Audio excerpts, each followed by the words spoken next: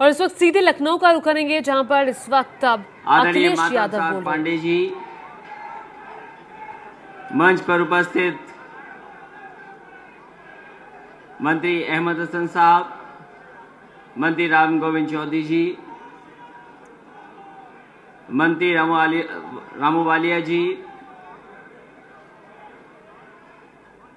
मंत्री अवधेश प्रसाद जी, मंत्री अरविंद सिंह गोप जी, मंत्री जाउद्दीन रिजवी साहब, मंत्री ललई जी से लेकर के हमारी पार्टी के सभी नेता, आदरणीय किन्मानंद जी से लेकर के हमारे वरिष्ठ सभी नेतागण, दाएं हाथ पर बैठे हुए बड़ी संख्या में मंत्री, विधायक, बड़ी संख्या में समाजवादी साथी, हमारे सभी पत्रकार बंधुओं, नौजवान साथियों, आज जहां घोषणा पत्र 2017 के चुनाव के लिए जहां हम आपके बीच में रख रहे हैं, वहीं 22 तारीख जो है हमारे समाजवादी नेता जनेश्वर मिश्र जी को याद करने का भी दिन है।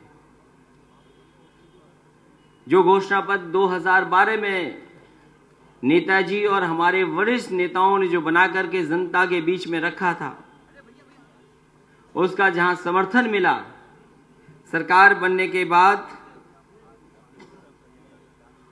उनको तमाम चीजों को पूरा करने का काम भी समाजवादी सरकार ने किया है।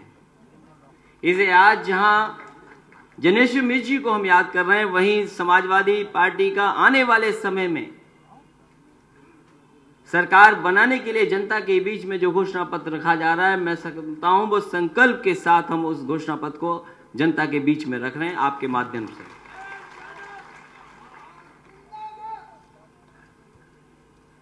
हम समाजवादी साथियों का धन्यवाद भी देंगे।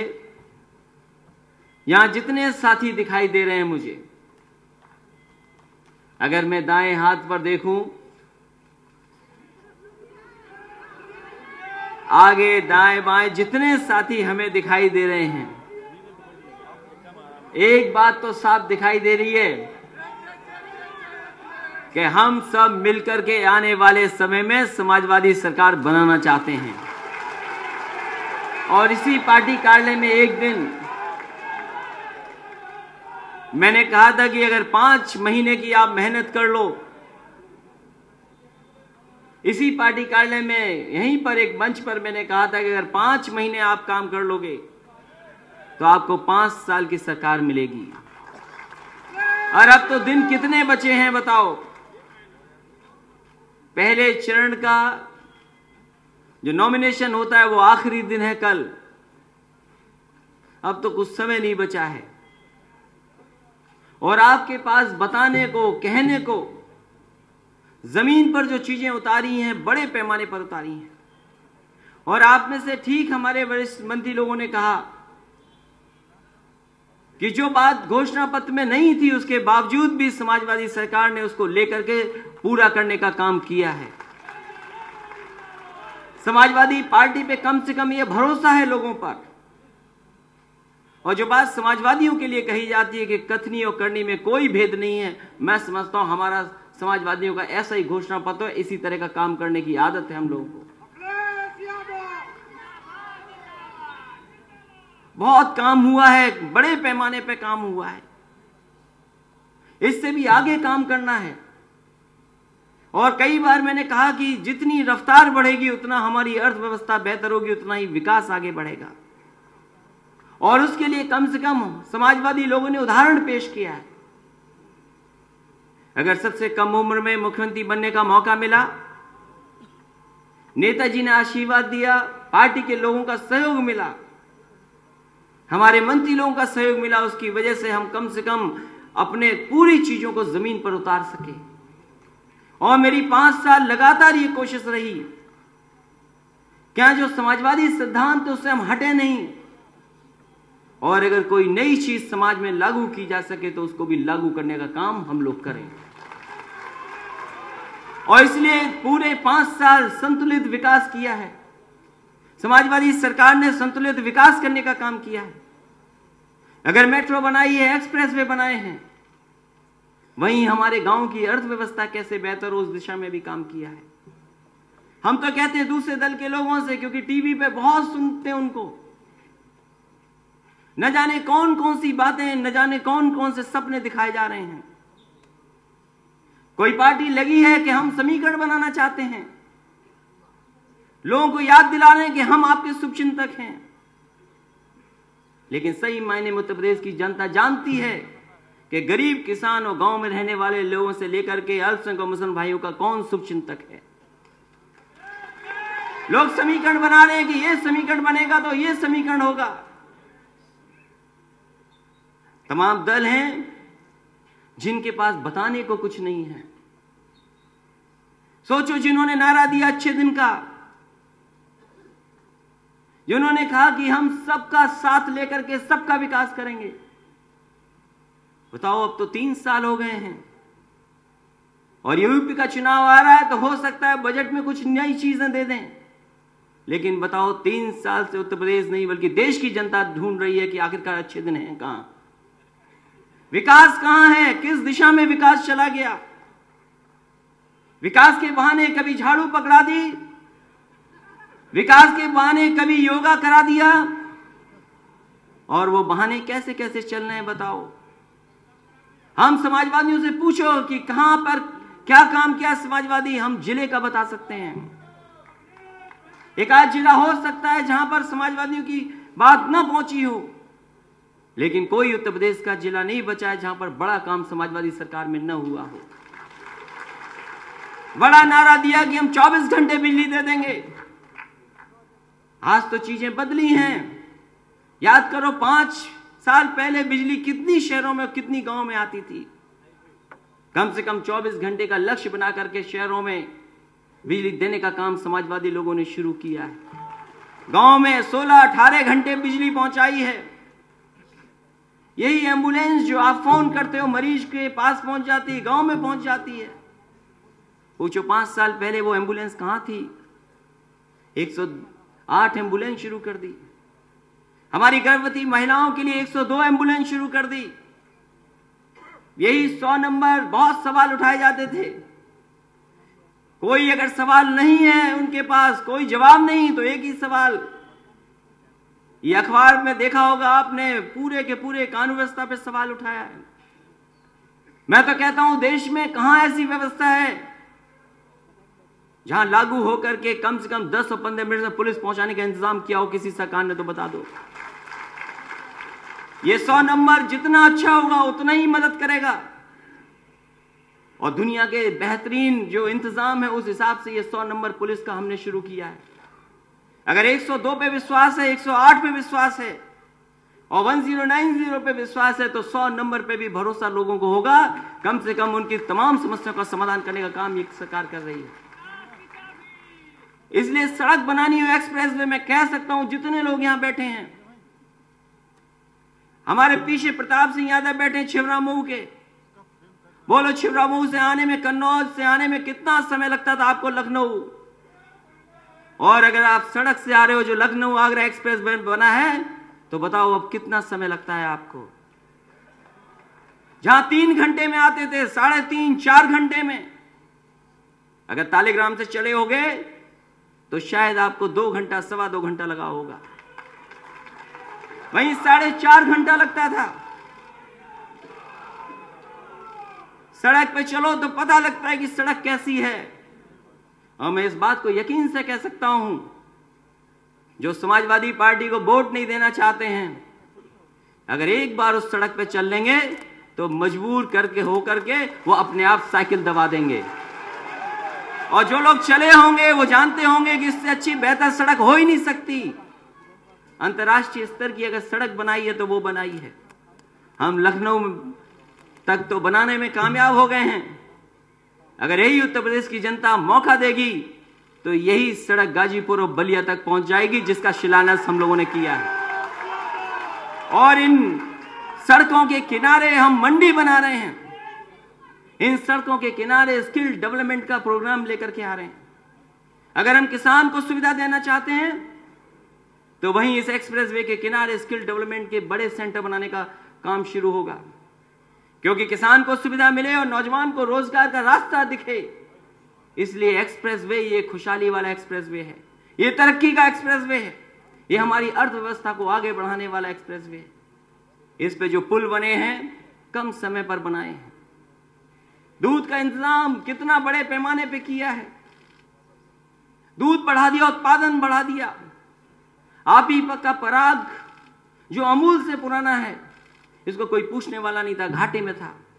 समाजवादी सरकार ने कम से कम लगातार काम करके उसकी व्यवस्था को बेहतर किया है, उस दिशा में लाए हैं कि कम से कम ये बेहतर हुआ है, ये अर्थव्यवस्था को सीधा सीधा लाभ पहुंचा रहा है। हमारे लोहिया गांव, जेनेशिमिस गांव में कितना सबस्टेशन बना होगा, कितनी ट्रांसफार्मर बदले जा रहे होंगे, ये बड़े पैमाने पर काम हुआ है। तो ये तमाम हमारे घोषणा पत्र में और आने वाले समय में हम क्या करना चाहते हैं वो हमारे घोषणा पत्र में शामिल है। क्योंकि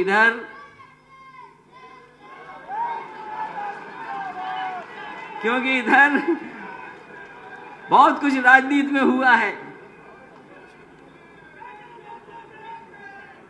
और खैर कम से कम मैं ये कह सकता हूं सरकार में कि जहां हर वर्ग के लिए काम किया है, शायद ही किसी सरकार ने बच्चों के लिए इतना अच्छा काम किया होगा जितना समाजवादियों ने किया है। और मुझे वो बात अच्छी तरह याद है, जब मैं एक गांव में गया मैनपुरी के पास, उस गांव में गया, मैंने कहा कि प्राइमरी स्कूल में देखना चाहता हूं। और प्राइमरी स्कूल में जब मैं गया, वहां देखा मैंने कि बच्चे पढ़ रहे हैं वहां पर। मैंने सबसे नाम पूछा कि बच्चों तुम्हारा नाम क्या है। कोई बहुत बड़ी संख्या में बच्चे नहीं मिले, ज्यादा से ज्यादा 9 बच्चे थे उसमें। जो गांव के सबसे गरीब लोग थे उनके बच्चे पढ़ रहे हैं वहां पे, क्योंकि हमारे सैफी गांव में मेला चल रहा था। तो मैंने कहा कि मेला सुना होगा, मेला चल रहा है, उन बच्चों को सबको पता था मेला चल रहा है। मैंने उसी समय जेब से पैसा निकलवाया और कहा कि 500 सब बच्चों को दे दो। उन बच्चों को 500 दे दिया। अब सुनने में आया है कि उस स्कूल में संख्या बहुत बढ़ गई है, वो मुख्यमंत्री का इंतजार कर रहे हैं। और वो किस्सा तो मैंने कई बार सुनाया है प्राइमरी एजुकेशन का, स्कूल का। एक बार कि जब यहां पर आपके लखनऊ के बगल के एक स्कूल में जब मैं गया था, मैं जानता हूं प्राइमरी स्कूल में बहुत काम करना है। जो काम किया है वो अभी पूरा नहीं, उससे भी ज्यादा काम करना है। अगर शिक्षा मित्रों की मदद की है या स्कूलों में नौकरी दी है, हमारे मंत्री जानते होंगे, आदरणीय अहमद साहब जानते होंगे, लाखों लाख नौकरियां इस विभाग में मिली हैं, कोई उंगली नहीं उठा सकता। हमारे मोहल्ले वाले कितना आंदोलन, 14 साल आंदोलन चला रहे थे, उर्दू मोहल्ले वाले। इसी समाजवादी सरकार ने उन्हें समायोजित करने का काम दिया, उनको भी आगे बढ़ाने का काम किया। इसे याद होगा जब मैं रायबरेली वाली बात बता रहा था, क्योंकि वो प्रेस के मतलब की भी बात है। जब मैं वो स्कूल में गया और मैंने पूछा ये बताओ कितना पढ़ना जानते हो, उसने पढ़ के किताब बताई तो शायद वो पढ़ नहीं पा रहा था, क्योंकि शिक्षक ने रट करके पढ़ा दिया था उसको, जो कुछ रट करके याद था वही पढ़ रहा था। मैंने पन्ना पलट दिया, वो नहीं पढ़ पाया। मैंने बहुत सारी चीजें पूछी, कुछ का जवाब दे पाया, कुछ का जवाब नहीं दे पाया। मैंने आखिरी में पूछा कि ये बताओ कि तुम मुझे पहचाने? बोले हाँ मैंने पहचान लिया। तो मैंने कहा बताओ कौन हो? तो बोले आप राहुल गांधी हैं। और ये बात सच है, क्योंकि पत्रकार साथियों आगे मतलब की बात है यहां पे। तो प्राइमरी एजुकेशन से लेकर के किस क्षेत्र में नहीं काम किया। प्लेटें दे दी, थालियां दी हैं, ग्लास दिए, हमने देखा जाके स्कूलों में, बैग दिया उनको, आरटीए एक्ट लागू कर दिया। अभी कैसे गुणवत्ता की पढ़ाई हो, क्वालिटी ऑफ एजुकेशन कैसे बेहतर हो हमारे सरकारी स्कूलों में, उस दिशा में हम लोग आने वाले समय में काम भी करेंगे। इसलिए बहुत सारा समाजवादियों ने काम किया। हम तो कहते दूसरे दलों से कि अपने काम तो बताओ कोई।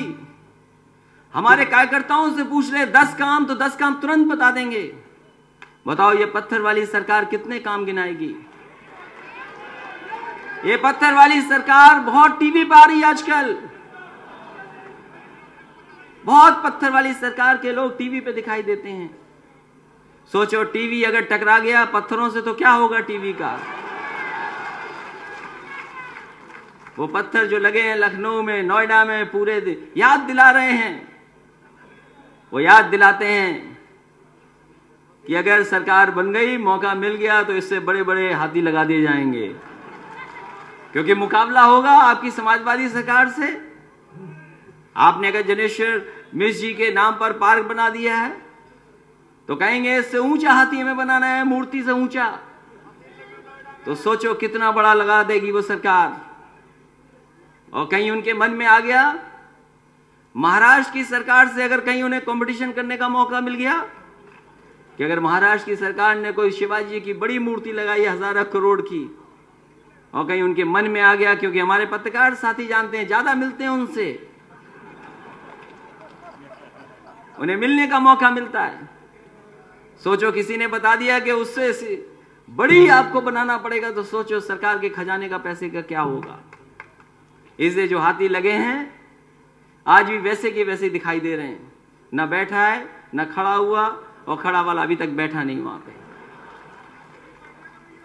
इसलिए हमारे घोषणा पत्र में, हमारे इन समाजवादी कार्यक्रमों में आम जनता को कैसे लाभ पहुंचाएं, किसानों को सुविधाएं कैसे दें, अर्थव्यवस्था कैसे बेहतर हो, जो हमारी सोशल स्कीम्स उनको बेहतर है और कैसे पहुंचाया जाए।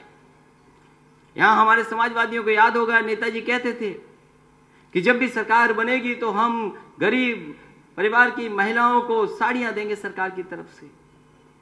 और वो साड़ी देने का काम आपके पहले साल शुरू हुआ था, लेकिन हम लोग किसी कारण उसको नहीं कर पा रहे थे। मान लो अगर हम साड़ियां खरीदते, कौन सी किस रंग की आ जाती और महिलाओं को देने पड़ती अगर, और लाल रंग की साड़ी दे देते तो महिलाएं कहती बताओ लाल रंग की तो हमने मांगी नहीं थी, हमें तो दूसरे रंग की चाहिए थी। वो झगड़ा हो जाता। इसलिए हम लोगों ने गरीब महिलाओं के लिए समाजवादी पेंशन शुरू की है। 500 रुपया उनको दे रहे हैं सीधा सीधा, कि जो चाहो उससे खरीद लो, जो चाहो वो खर्च कर लो। इसलिए हमारा पहला घोषणा पत्र तो कम से कम लोगों को भरोसा है। नेताजी और समाजवादी पार्टी हम लोगों ने सबने जो जनता के बीच में रखी थी बातें, उसमें भरोसा है लोगों को, ये समाजवादी लोग काम करेंगे। इसलिए दोबारा सरकार बनाने के लिए, और मैं ये कह सकता हूं कि समाजवादी लोगों से किसी का मुकाबला नहीं है। सबसे आगे अगर कोई दिखाई दे रहा है तो वो समाजवादी लोग हैं, क्योंकि सरकार समाजवादियों की बनने जा रही है। कभी कभी त्याग करना पड़ता है तब सरकार बनती है। हमें जैसे जैसे दिन देखने थे हमने तो दिन देख लिए। हमें तो हर तरह के अच्छे बुरे खराब और जितने तरह के दिन होते हमने तो देख लिए, और बहुत कम समय में देख लिए। सोचो अच्छे दिन वालों, तुम्हारे अच्छे दिन, ये मुख्यमंत्री भी ढूंढ रहे हैं कि अच्छे दिन आखिरकार कौन से होते हैं, बता दो हमें तो बता दो। आम जनता जाने ना जाने, कम से कम हमें बता दो कि अच्छे दिन किसको कहते हैं। आपके अच्छे दिन की परिभाषा क्या है। आपने इस उत्तर प्रदेश को बर्बाद करने के लिए कई बार प्रयास किया, कई बार कोशिश की आपने कि इस प्रदेश में दूसरे तरह पर राजनीति हो जाए, लेकिन हम समाजवादी लोग अपने रास्ते से नहीं हटे। सेकुलर पॉलिटिक्स, सोशलिस्ट पॉलिटिक्स और डेवलपमेंट वाली पॉलिटिक्स कैसे हो, उस दिशा में हम लोग लगातार काम करते रहे। उसका परिणाम है कि आज उत्तर प्रदेश की जनता, उत्तर प्रदेश की समाजवादी लोगों पे भरोसा कर रही है। और मैं तो अपने नौजवानों से कहूंगा, जब आबादी में ज्यादा हो आप,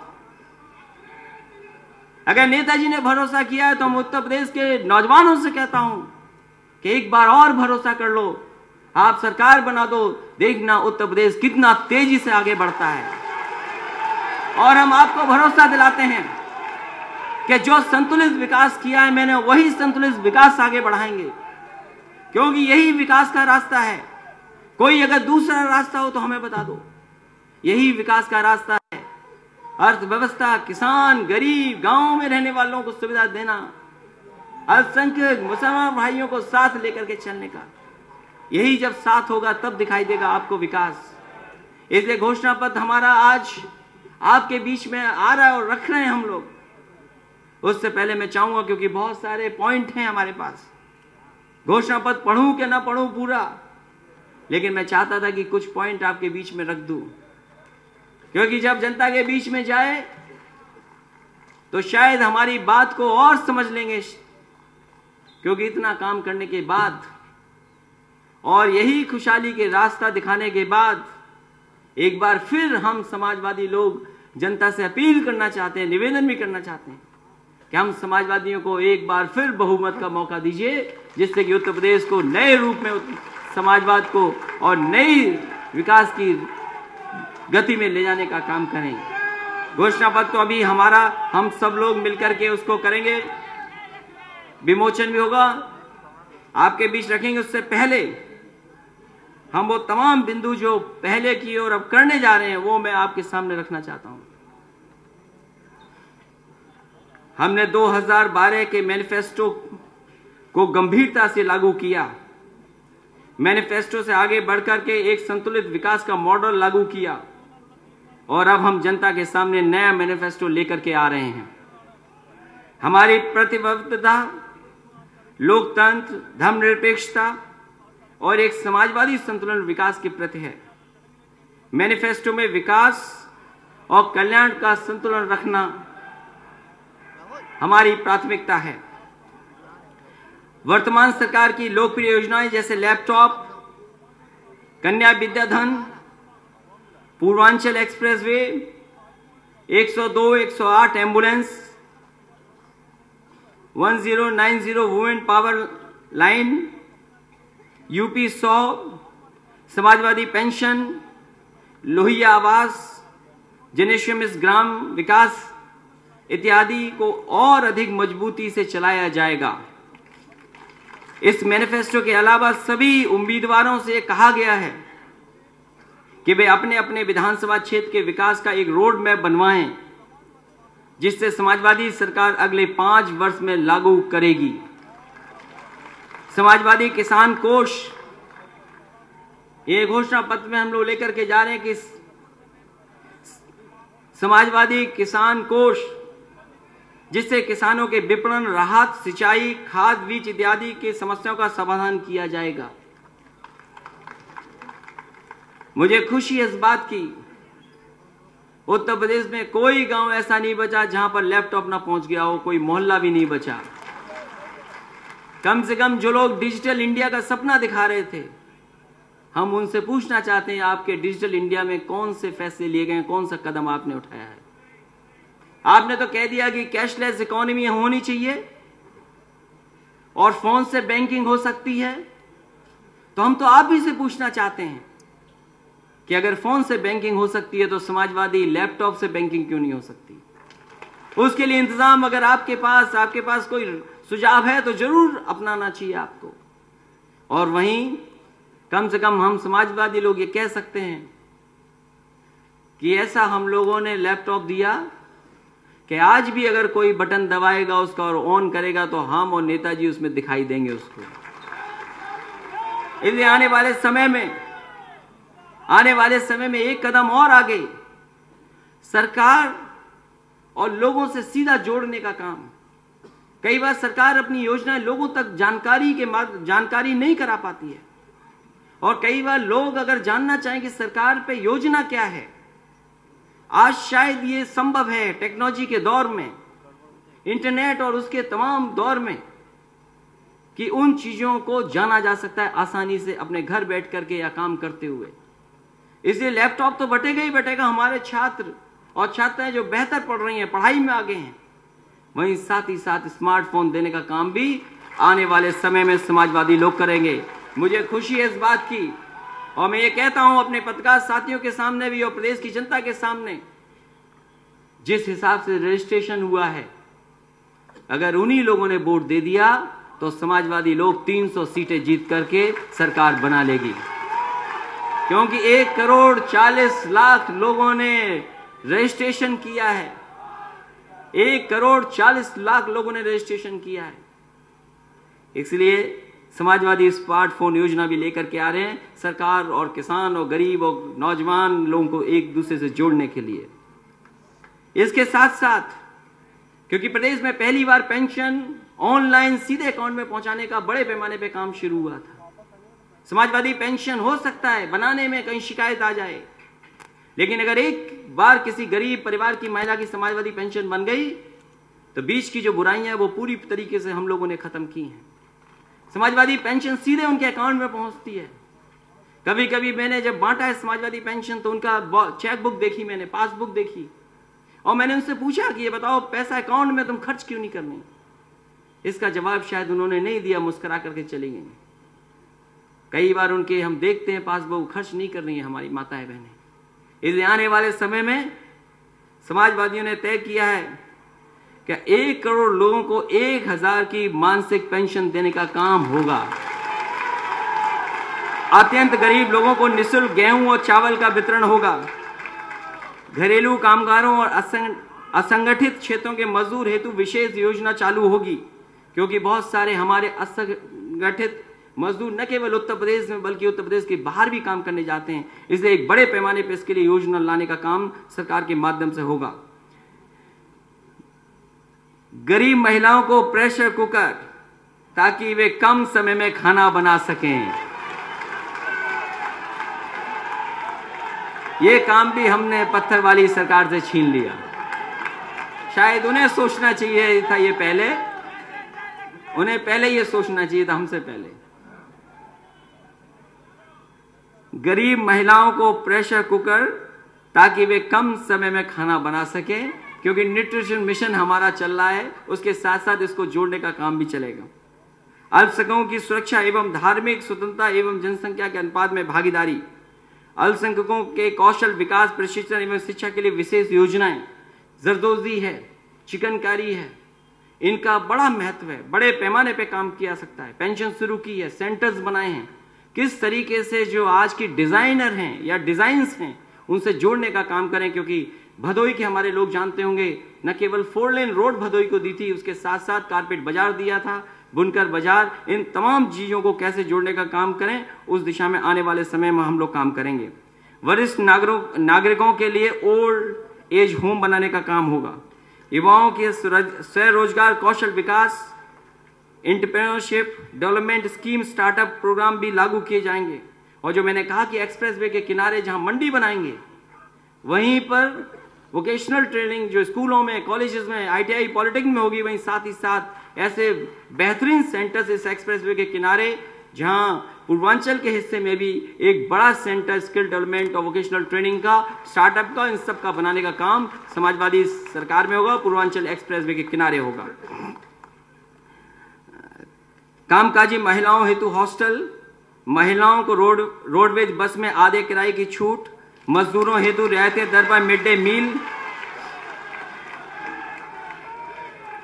मजदूरों हेतु रियायती दर पर मिड डे मील, IGCL की भांति अन्य लीगों को प्रोत्साहन एवं समाजवादी स्पोर्ट्स स्कूल की स्थापना, व्यापारियों और उद्यमियों की सुरक्षा की गारंटी, इंस्पेक्टर राज समाप्त, single window online system, 1.5 lakh से कम सालाना आय के लोगों को मुफ्त इलाज। ये भी बड़े पैमाने पर लोगों को इसका लाभ मिलेगा।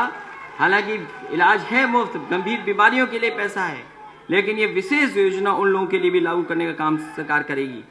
जहां लखनऊ में जो मेट्रो बनी थी, आपको याद होगा नेताजी ने कहा था कि कम समय में बना करके तैयार कर दो, और जिस समय शिलान्यास हुआ था किसी को नहीं भरोसा था कि ये मेट्रो इतने कम समय में बन करके तैयार हो जाएगी।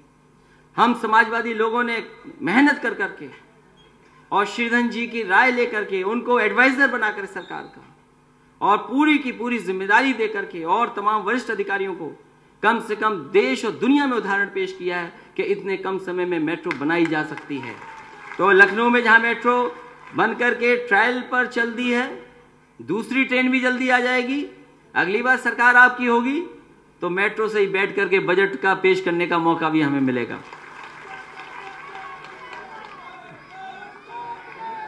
आगरा, कानपुर, मेरठ, वाराणसी में भी मेट्रो, समाजवादी पूर्वांचल एक्सप्रेस के साथ साथ बुंदेलखंड को तराई और लखनऊ को नेपाल बॉर्डर से जोड़ने के लिए ग्रीनफील्ड एक्सप्रेसवे, समाजवादी स्मार्ट ग्राम, लखनऊ एयरपोर्ट पर एयर एम्बुलेंस, सभी गांव और मजरे जो अभी तक बिजली से नहीं जुड़े हैं उनको पूरी तरीके से जोड़ने का काम सरकार में होगा।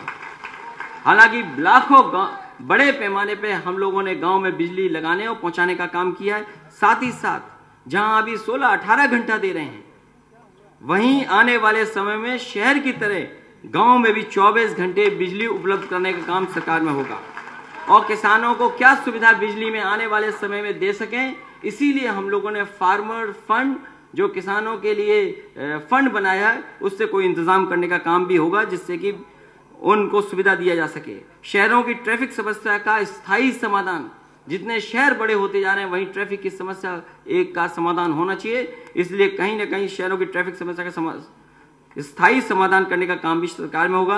ग्रीनफील्ड टाउनशिप, केंद्रीकृत किचन के माध्यम से उच्च गुणवत्ता का मिड डे मील, सूचना प्रौद्योगिकी के माध्यम से विद्यालयों में उच्च गुणवत्ता की शिक्षा, पशुओं की चिकित्सा हेतु 108 जैसी व्यवस्था अभी कुछ ब्लॉक स्तर, तहसील स्तर तक तो पहुंचाया है, लेकिन आने वाले समय में समाजवादी सरकार होगी।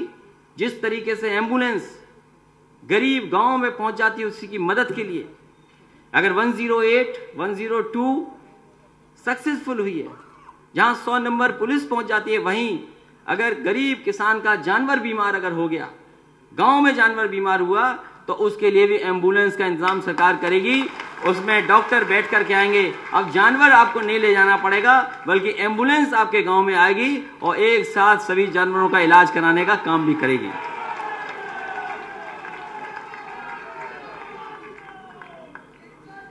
हस्तशिल्प बुनकर हेतु पेंशन और प्रोत्साहन योजना, शेष 25 जनपदों को जनपद मुख्यालयों की 4 लेन रोड से जोड़ना। मैं कह सकता हूं कि समाजवादी सरकार में बड़े पैमाने पे जिला मुख्यालय जोड़े गए हैं, चाहे वो सोनभद्र से बनारस जोड़ा गया हो, भदोही से बाबतपुर जोड़ा गया हो, आजमगढ़ से मऊ जोड़ने का काम चल रहा हो, चाहे बहराइच से श्रावस्ती जोड़ने का काम हुआ हो, इसी तरह हमीरपुर कालपी जोड़ने का काम हुआ हो, या आपका गोंडा से बलरामपुर RCC रोड बन रही हो, इसी तरह बलिया के हिस्से में दूसरे में काम हो रहा हो, या एक्सप्रेस वे चल रहा हो, इटावा मैनपुरी जोड़ा हो, आपका मुरादाबाद से लेकर के आपका संभल 4 लेन से जुड़ा हो, आपका जोया से अमरोहा जोड़ा हो, वहीं मुजफ्फरनगर से वाया देवबंद सहारनपुर जोड़ा हो, तमाम 4 लेनों से जोड़ा है।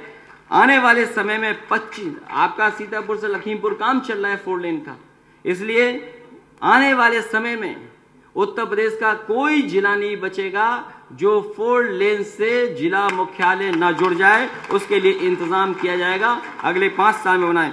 तहसील स्तर पर फैमिली बाजार बनाने का काम, युवा अधिवक्ताओं को आर्थिक सहायता, चौकीदारों, PRD जवानों, होमगार्डों के मानदेय में वृद्धि, विभिन्न प्रकार के संविदा कर्मचारियों की समस्याओं का प्राथमिकता पर समाधान, भूतपूर्व सैनिकों के लिए सैनिक कल्याण निगम को अधिक प्रभावी बनाया जाएगा।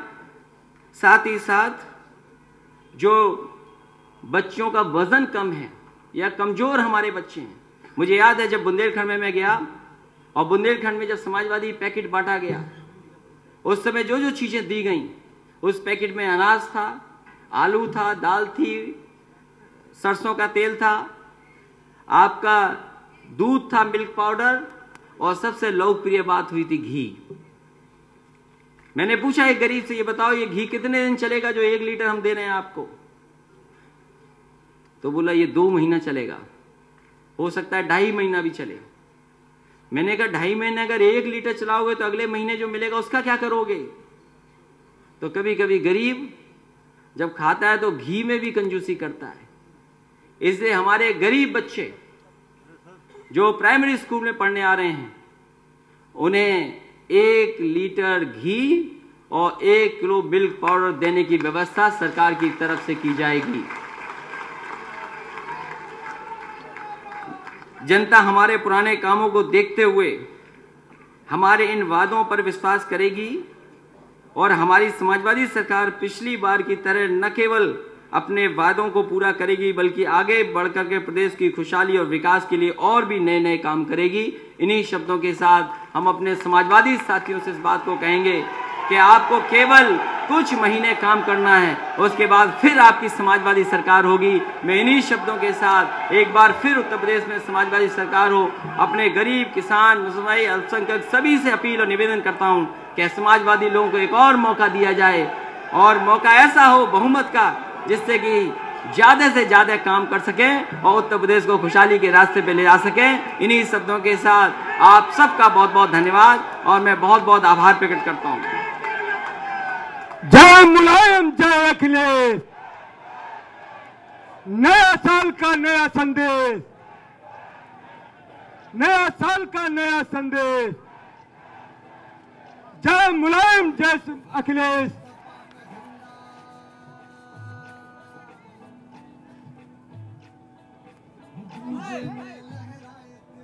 तो काफी लोक लुभावन घोषणा पत्र जारी किया अखिलेश यादव ने, लेकिन मुलायम सिंह यादव की गैर मौजूदगी में ये घोषणा पत्र जारी हुआ। बड़ी बात यह है और इस घोषणा पत्र की बड़ी बातें आपको बता देते हैं। कुपोषित बच्चों को हर महीने 1 लीटर घी और 1 किलो जो है वो मिल्क पाउडर दिया जाएगा, 1 डिब्बा दूध दिया जाएगा। कुपोषित बच्चों को हर महीने ये सुविधा दी जाएगी और इसके अलावा आपको बता दें कि लैपटॉप के साथ साथ अब स्मार्टफोन भी दिए जाएंगे। 1 करोड़ लोगों को 1000 रुपए दिए जाएंगे। चावल गेहूं का वितरण गरीबों को किया जाएगा और इसके अलावा अल्पसंख्यकों को शिक्षा के लिए विशेष पैकेज का ऐलान अखिलेश यादव ने किया। ओल्ड एज होम बनाए जाएंगे। राजकिशोर हमारे साथ दिल्ली से लगातार बने हुए हैं। राजकिशोर, लोक लुभावन घोषणा पत्र, वो भी पिता और संरक्षक मुलायम सिंह यादव की गैर मौजूदगी में सवाल उठेगा कि अभी भी दूरियां हैं?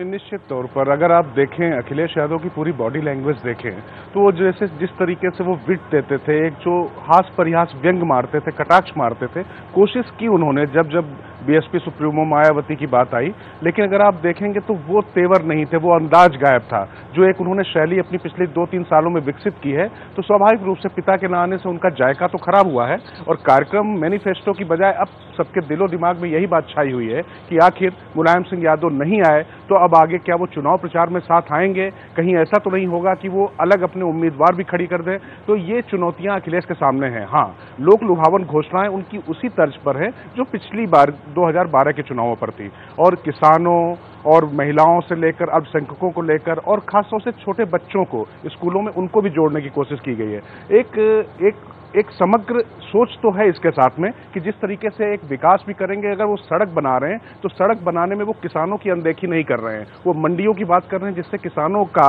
पूरा जो फसल है वो मंडियों तक ठीक से पहुंच पाए और उसको उनको मिल पाए।